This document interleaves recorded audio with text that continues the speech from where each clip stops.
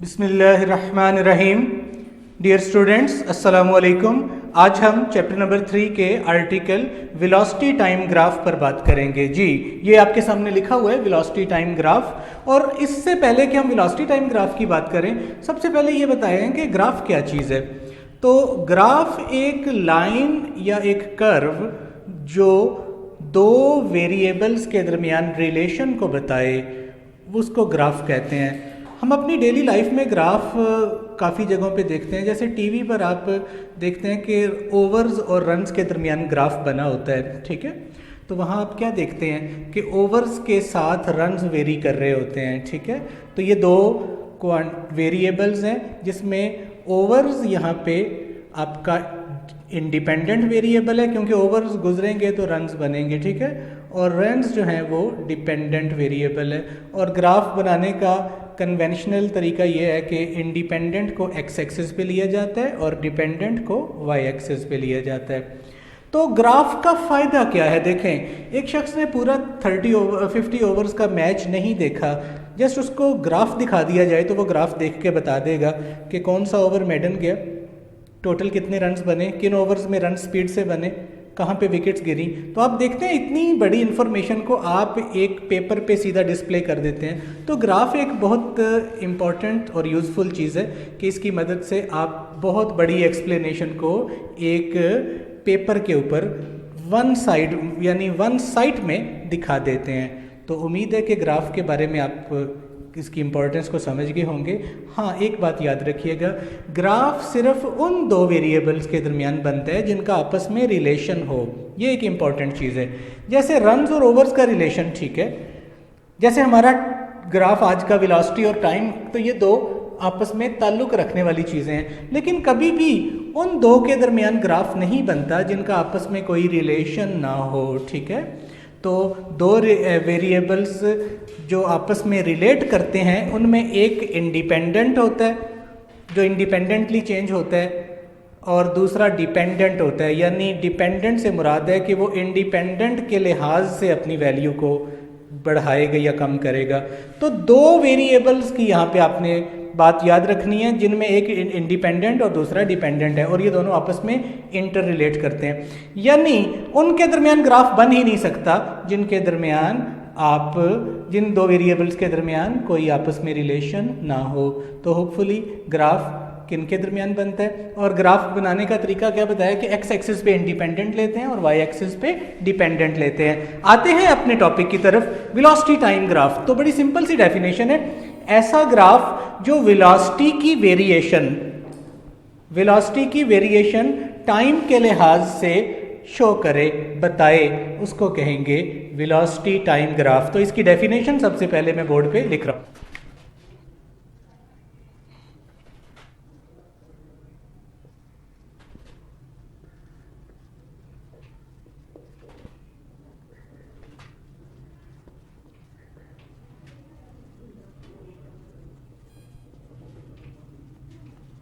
The graph which shows variation of velocity with respect to time is called velocity time graph। और इसमें आपको बता दिया कि टाइम इंडिपेंडेंट है और वेलोसिटी डिपेंडेंट है। तो जब भी वेलोसिटी टाइम ग्राफ लेंगे तो जो टाइम है वो एक्स एक्सिस पे होगा, यानी आप कहेंगे कि एक्स एक्सिस टाइम एक्सिस बनेगा, ठीक है, और वेलोसिटी वाई एक्सिस पर ली जाएगी। चलते हैं हम डिफरेंट केसेस की तरफ, क्योंकि ये आपका जो आर्टिकल है ये डिफरेंट छोटे छोटे केसेस से मिलके बना है कि मुख्तलिफ तरह के केसेस में वेलोसिटी टाइम ग्राफ किस तरह का आता है और उस ग्राफ से हमें इंफॉर्मेशन क्या मिलती है। ये आपके एमसीक्यूज भी होंगे, ठीक है। तो आइए अब हम डिफरेंट केसेस में जो आपकी बुक में दिए हैं उन केसेस को मैं बोर्ड पे करता हूँ और फिर असाइनमेंट के तौर पर 1 से 2 केस आपको दिए जाएंगे।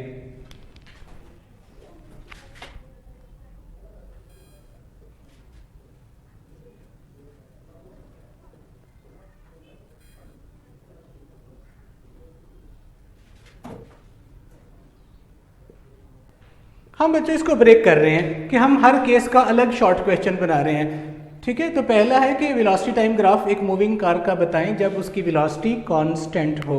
ओके, तो आप ज़रा इधर देखें, साथ में इसकी वर्डिंग लिखेंगे। आपको अभी एक बात बताई है कि वेलोसिटी टाइम ग्राफ में टाइम को आप एक्स एक्सिस पे लेते हैं और टाइम का यूनिट है सेकेंड, और वेलोसिटी को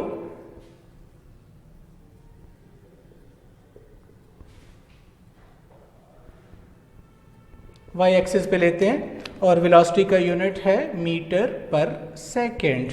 अब ज़रा देखिए, अगर वेलोसिटी कार की कांस्टेंट है, मींस कि वो चेंज नहीं हो रही, जितनी वेलोसिटी थी उतनी ही रहती है मखसूस टाइम तक, तो हम क्या कहेंगे कि इस वक्त बच्चों जो वेलोसिटी टाइम ग्राफ है वो कुछ इस तरह से दिखाया जाएगा। बिल्कुल एक स्ट्रेट लाइन आएगी जो पैरेलल टू एक्स एक्सिस है, मसलन ये पॉइंट ए से बी तक शो कर रहे हैं। ज़रा इस लाइन को समझें, ये लाइन क्या बता रही है? ये लाइन ये बता रही है कि देखें जैसे जैसे टाइम गुजरता जा रहा है वेलोसिटी में ना तो कमी आ रही है ना ज़्यादती आ रही है, क्योंकि अगर ये लाइन ऊपर को जाती तो वेलोसिटी इंक्रीज होनी थी, नीचे को आती वेलोसिटी डिक्रीज होनी थी। तो आपको ये नज़र आ रहा है कि टाइम के गुजरने के बावजूद वेलोसिटी में कोई चेंज नहीं आ रहा। तो पहली बात क्या हुई कि ऐसा graph straight line parallel to x axis आता है। तो पहली बात यह है कि हम इसको लिखते हैं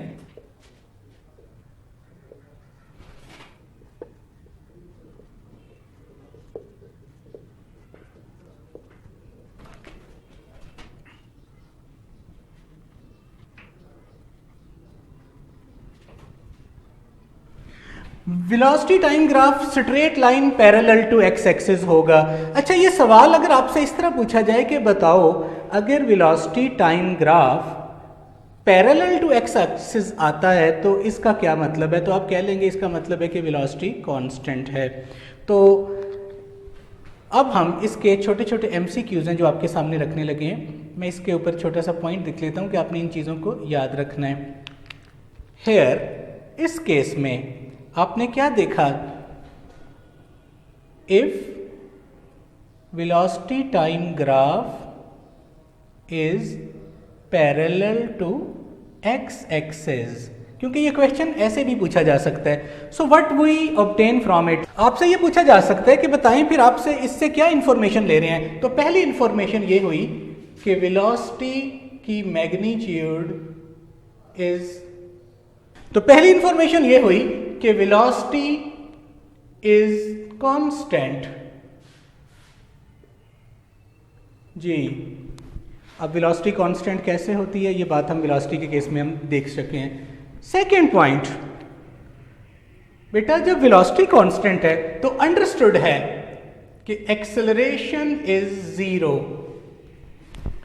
और तीसरी बात ये भी वेलोसिटी के केस में हम डिस्कस करते हैं और हम इसको आपको पिछली वीडियो में बता चुके हैं कि जब कोई चीज़ कांस्टेंट होती है तो उसकी इंस्टेंटेनियस वैल्यू और एवरेज वैल्यू बराबर होती है। तो देखें ऐसा ग्राफ जो टाइम एक्सिस के पैरेलल आ रहा है, उस ग्राफ के ये 3 रिजल्ट्स हैं। अब इन तीनों में से कोई भी एमसीक्यू में पूछा हो सकता है या तीनों पूछे हो सकते हैं, तो आपको ऑप्शन देखनी पड़ेगी कि कौन सी ऑप्शन यहाँ बन रही है।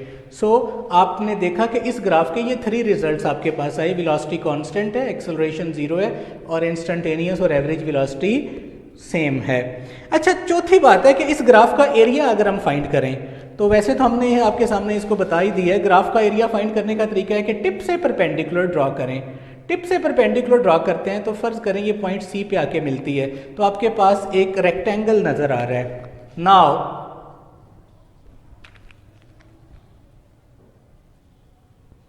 Area of velocity time graph, basically यहां पर एरिया ऑफ रेक्टेंगल है ओ ए बी सी। मैंने ये थ्योरी मैंने लिखा कि from point B we draw a perpendicular and obtain, क्योंकि ये शॉर्ट क्वेश्चन है, हम अपनी बात को बस मुकम्मल करेंगे। रेक्टेंगल का एरिया बच्चों आप जानते हैं लेंथ इनटू विड्थ होती है। तो यहाँ पे लेंथ कितनी है, ओ से ए तक ये आपके पास लेंथ है, और विड्थ कितनी है ओ से सी तक। ओ से ए तक क्या है, वेलोसिटी जो कि कांस्टेंट है, और ओ से सी तक वो टाइम इंटरवल है जो यूज हुआ है जब तक वेलोसिटी कांस्टेंट है।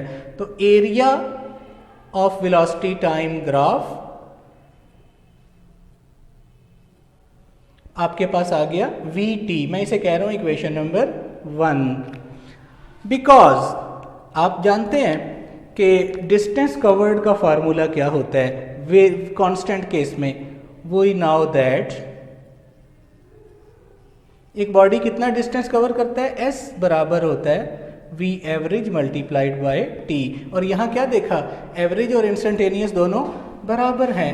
जब एवरेज और इंस्टेंटेनियस बराबर हैं तो आपके पास डिस्टेंस कवर्ड की वैल्यू भी आ गई v into T. Equation number 2, 1 और 2 को कंपेयर करें फ्रॉम 1 एंड 2 तो हमें क्या मिला, area of velocity time graph बराबर है बॉडी का किया गया डिस्टेंस कवर्ड। तो ये 4 इंफॉर्मेशन आपको हमने पहले केस में बताई कि यहाँ पे वेलोसिटी कांस्टेंट थी, एक्सेलरेशन 0 था, इंस्टेंटेनियस और एवरेज वेलोसिटी बराबर थी, और जब हम ग्राफ का एरिया फाइंड करते हैं तो वो डिस्टेंस कवर्ड के बराबर होता है। आइए अब हम सेकंड केस पे चलते हैं। हमारा सेकंड शॉर्ट क्वेश्चन या सेकंड केस कह लें, वो ये है कि आपने वेलोसिटी टाइम ग्राफ उस वक्त फाइंड करना है जब कार का एक्सेलरेशन यूनिफॉर्म हो, यानी वेलोसिटी में चेंज एक जैसा आ रहा हो। अब एक्सेलरेशन यूनिफॉर्म 2 तरह से होता है, या तो वेलोसिटी यूनिफॉर्मली इंक्रीज करती है या यूनिफॉर्मली डिक्रीज करती है। तो यूनिफॉर्मली इंक्रीज का केस ले लेते हैं, डिक्रीज का मैं आपको दे दूंगा खुद करने के लिए। तो इसको इस तरह देखें कि इस केस में आएगा क्या, तरीका वही, एक्स एक्सिस पे टाइम का यूनिट सेकंड, वाई एक्सिस पे वेलोसिटी और वेलोसिटी का यूनिट मीटर पर सेकंड।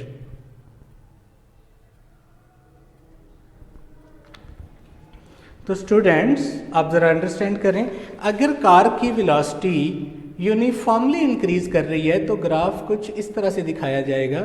ये भी स्ट्रेट लाइन है O से P तक मिसाल के तौर पर।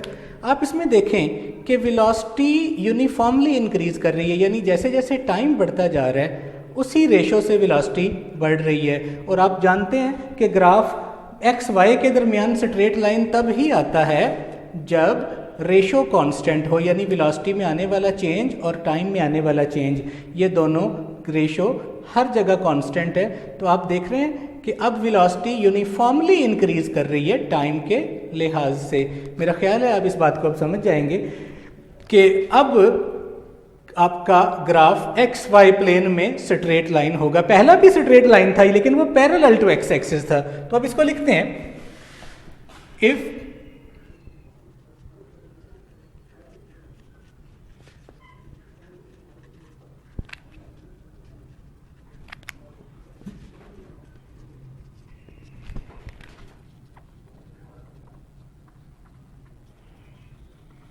जी students, if a car is moving with uniform acceleration, और मैंने ब्रैकेट में लिखा है पॉजिटिव, यानी वेलोसिटी इंक्रीज कर रही है।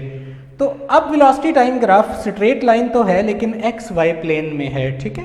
तो अब ये क्वेश्चन अगर इस तरह से पूछा जाता कि अगर velocity time graph x y plane में स्ट्रेट लाइन है तो आप इससे क्या इंफॉर्मेशन लेते हैं, तो इसके एमसीक्यूज भी मैं आपके सामने लिख देता हूं।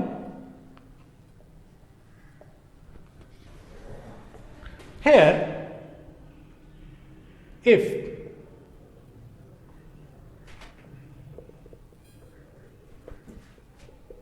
अगर velocity time graph S T dot straight की शॉर्ट फॉर्म है, ठीक है, स्ट्रेट लाइन हो एक्स वाई प्लेन में, this implies that what you obtain from it. तो पहला पॉइंट ये हुआ कि वेलोसिटी इज इंक्रीजिंग, इस केस में इंक्रीजिंग है।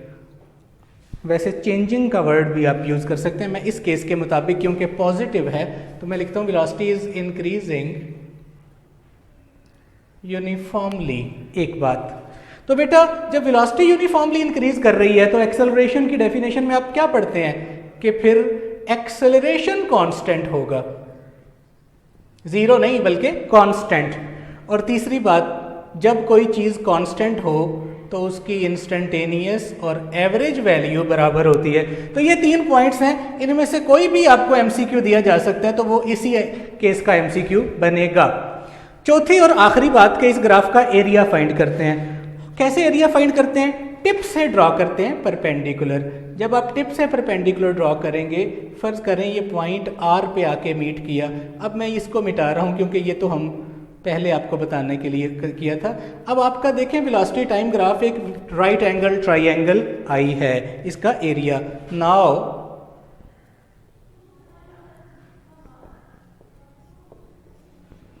Area of velocity time graph यहां पे आया है, area of right angle triangle OPR, नाम जो चाहें आप रख लें। बताइए राइट एंगल ट्राइंगल का एरिया रेक्टेंगल से कितना होता है? तो आप कहेंगे हाफ होता है। कैसे? चेक कर लीजिए। आप जब सैंडविच मेकर में सैंडविच बनाते हैं तो इस तरह से एक स्लाइस डबल करके रखा होता है, तो ये एक रेक्टेंगल है। एक रेक्टेंगल में से कितनी ट्राइंगल्स निकलती हैं राइट एंगल? तो आप जान गए 2। इसका मतलब है एक ट्राइंगल का एरिया रेक्टेंगल से हाफ होता है। तो एरिया ऑफ ट्राइंगल में हाफ लेंथ इनटू विड्थ आएगा। याद है रेक्टेंगल का area half length into width था, तो ट्राइंगल का area half length into length कितनी है? R से लेकर P तक, और विड्थ कितनी है? O से R तक। तो आपके पास एरिया की वैल्यू आ गई। R से P तक क्या है? Change in velocity. ये V वो वेलोसिटी है जो यूनिफॉर्मली इंक्रीज कर रही है, ये कांस्टेंट नहीं है। क्योंकि बुक ने इसको भी V लिख दिया तो मैं इसको अब डेल्टा V नहीं लिख रहा, वरना एक्चुअली ये वो वेलोसिटी है जो O से P तक मुसलसल इंक्रीज कर रही है, तो ये इंक्रीजिंग वेलोसिटी है। और O से S तक ये टाइम है। तो ये आपके पास एरिया की वैल्यू आ गई वेलोसिटी टाइम ग्राफ के। तो बच्चों यहाँ पे हाफ इंटू VT आया है, लेकिन ये V कांस्टेंट नहीं है भाई, ये यूनिफॉर्मली इंक्रीजिंग है। अब आप जानते हैं कि S किसके बराबर होता है? V average velocity into T। बताइए एवरेज वेलोसिटी कैसे लेंगे? पहले केस में तो दोनों बराबर थी, इंस्टेंटेनियस और एवरेज, लेकिन यहाँ पे देखें शुरू में वेलोसिटी थी 0 और ये बढ़ते बढ़ते मैक्सिमम कितनी हुई? ये मैक्सिमम हुई V। तो तरीका क्या है? Initial plus final divided by 2 into T। तो डिस्टेंस की वैल्यू बेटा हाफ VT आ गई। आप ज़रा इन दोनों को भी कंपेयर कीजिए, इक्वेशन 1 और 2, आपको यही रिजल्ट मिलेगा। सो फ्रॉम 1 एंड 2, 1 और 2 से आपको क्या मिलेगा? भाई आपको ये मिलेगा कि डिस्टेंस कवर्ड बराबर होता है area of velocity time graph के। ठीक है, इस केस में भी आपने ये चारों पॉइंट्स को इकट्ठा कर लिया और ये रिजल्ट फिर वही आया कि distance covered area of velocity time graph के इक्वल होता है। हाँ, एक चीज़ है कि अब हम जिस एक्सेलरेशन को कांस्टेंट कह रहे थे उसकी वैल्यू कैसे फाइंड करेंगे? तो मैं आपको बता दूं कि बेटा ये ट्राइंगल जो बनी है, इस ट्राइंगल में R से P तक चेंज इन वेलोसिटी है और O से R तक चेंज इन टाइम है। तो आप परपेंडिकुलर और बेस की रेशो को ले लें जिसको स्लोप कहते हैं। तो परपेंडिकुलर और बेस की रेशो जब लेंगे ट्राइंगल में तो स्लोप आपको बताएगी एक्सेलरेशन। लेकिन चूंकि एक्सेलरेशन कांस्टेंट है तो आप इसके ऊपर इस केस में आप बेशक स्लोप की बात ना करें, लेकिन अगर करना चाहें तो हम कर भी सकते हैं। चलिए मैं एक पॉइंट लिख देता हूँ, more over slope of velocity time graph. Slope क्या होती है? tan थीटा, और tan थीटा किसके बराबर है?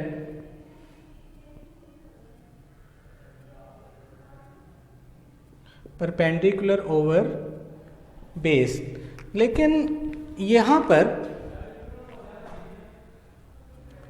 P से Q तक चेंज इन वेलोसिटी और ये चेंज इन टाइम, तो ये आ गया एक्सेलरेशन। और याद रखें ये एक्सेलरेशन की वैल्यू कांस्टेंट है, तो स्ट्रेट लाइन में स्लोप चेंज नहीं होती, लिहाजा आपके पास आप ट्राइंगल छोटी बना लें, पॉइंट्स करीब करीब ले आएँ, दूर दूर ले जाएं, इससे कोई फ़र्क नहीं पड़ेगा। तो अब चलते हैं अपने थर्ड केस की तरफ। जी स्टूडेंट्स, अगर कार जो है वो इंक्रीजिंग एक्सेलरेशन में हो, यानी कार का एक्सेलरेशन मुसलसल चेंज हो रहा है यहाँ पर, क्योंकि इंक्रीजिंग और डिक्रीजिंग दोनों चेंज के केस में आते हैं। तो अब हम वेलोसिटी टाइम ग्राफ को किस तरह से शो करेंगे, आइए इधर देखते हैं।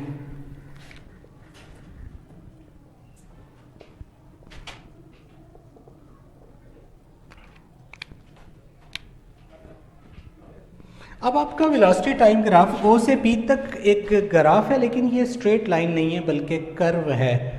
तो ये क्या बता रहा है कि वेलोसिटी इन टाइम के लिहाज से चेंज तो हो रही है लेकिन यूनिफॉर्मली चेंज नहीं हो रही, ठीक है।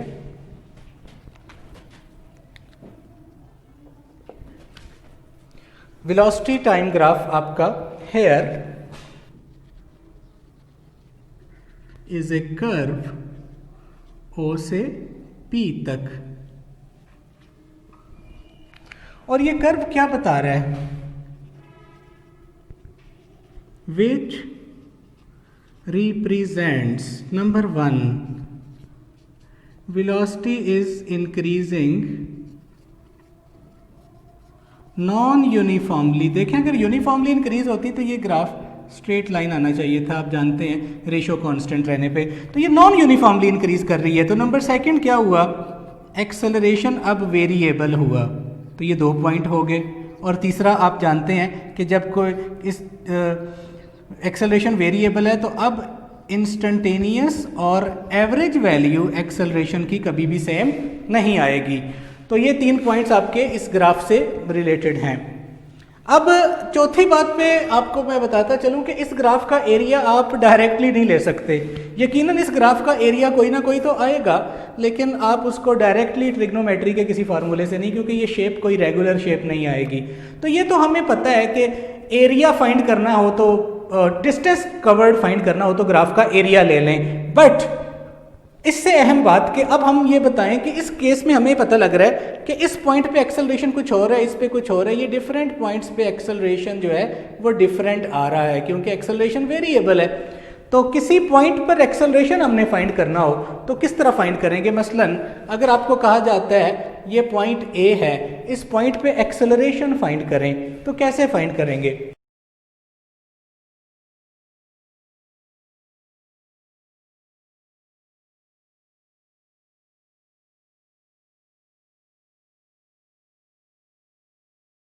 जिस पॉइंट पे एक्सेलरेशन फाइंड करना है उस पॉइंट पे स्लोप लेंगे।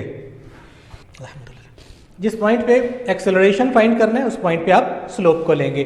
किस तरह स्लोप लेंगे, तो बेटा याद रखना है कि इस कर्व के अंदर स्लोप डिफरेंट पॉइंट्स पे डिफरेंट होती है। तो पहले पॉइंट मेंशन करना ज़रूरी है। जैसे हमने ये पॉइंट मेंशन कर लिया कि ये पॉइंट है। स्लोप लेने का तरीका देख लें कि एक ऐसी लाइन लेनी है जो इस पॉइंट को टच करके गुजरे, क्रॉस ना करे बल्कि टच करे। आप जितनी चाहें इसकी लेंथ बढ़ा लें, लेकिन बहुत ज़्यादा बढ़ाने की ज़रूरत नहीं है। मसलन ये लाइन है BC, इस लाइन को देखें, ये लाइन पॉइंट A को टच कर रही है। आप इसके परपेंडिकुलर एक और हॉरिजेंटल और वर्टिकल डिस्टेंसेस बना लें। BC इसको D कह दें, तो B से लेकर C तक ये चेंज इन टाइम है और D से B तक ये चेंज इन वेलोसिटी है, ठीक है। तो इस यहाँ पे आपको दिखाई दे रहा है कि ये जो स्ट्रेट लाइन आपने ली है, ये वाली line parallel to x axis है, तो ये लाइन उसके साथ थीटा एंगल बना रही है। तो स्लोप किसके बराबर होती है, स्लोप आपको बताया था tan थीटा के बराबर है, और tan थीटा किसके बराबर है, परपेंडिकुलर ओवर बेस। लेकिन टाइम इतना स्मॉल आपने लेना है कि अप्रोचेस टू ज़ीरो, जो इंस्टेंटेनियस में हम सीख चुके हैं। जब टाइम इतना स्मॉल होगा कि अप्रोचेस टू ज़ीरो होगा तो ये वाली लेंथ इंतहाई छोटी होगी, तो उसके रिस्पेक्टिव ये लेंथ भी छोटी होगी। तो ये एक्चुअली ट्राइंगल A पॉइंट के ऊपर बन रही है, जिसको हमने बड़ा करके दिखाया है। समझ गए बात। यानी आप इस टाइम के वेरी शॉर्ट इंटरवल में वेलोसिटी में होने वाला चेंज फाइंड कर रहे हैं, तो बेटा ये तो कहलाता है इंस्टेंटेनियस एक्सेलरेशन। तो हमें इंस्टेंटेनियस एक्सेलरेशन फाइंड करना हो तो हम स्लोप से फाइंड कर सकते हैं। और याद रखना किसी और पॉइंट पे स्लोप चेक करेंगे तो रेशो ये नहीं आएगी, क्योंकि रेशो कांस्टेंट सिर्फ स्ट्रेट लाइन के केस में होती है। तो यहाँ पे चौथा पॉइंट आपके सामने ये आया कि हम स्लोप फाइंड करेंगे तो वो इंस्टेंटेनियस एक्सेलरेशन के बराबर होती है। Shows slope of velocity time graph is equal to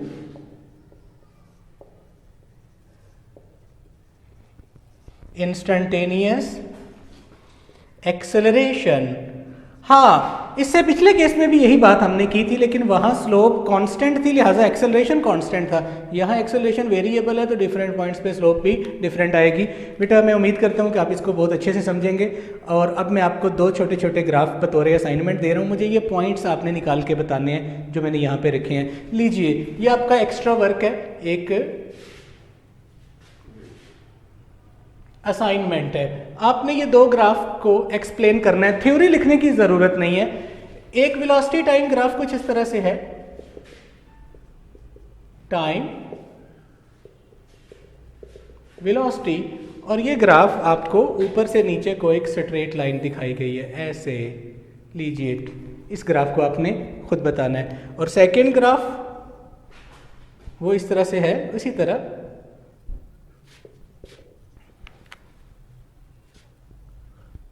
इन दो ग्राफ्स को आप एक्सप्लेन करेंगे, इनके रिजल्ट्स आप बताएंगे। मैं उम्मीद करता हूं कि आप ये रिजल्ट्स फाइंड कर लेंगे। किसी किस्म की प्रॉब्लम हो तो आप वीडियो को स्टॉप करें, सारे पॉइंट्स को चेक करें। I hope you get it better. तो इंशाल्लाह अगला लेक्चर हम आपको कल बताएंगे। Wish you very best of luck. अल्लाह हाफिज़।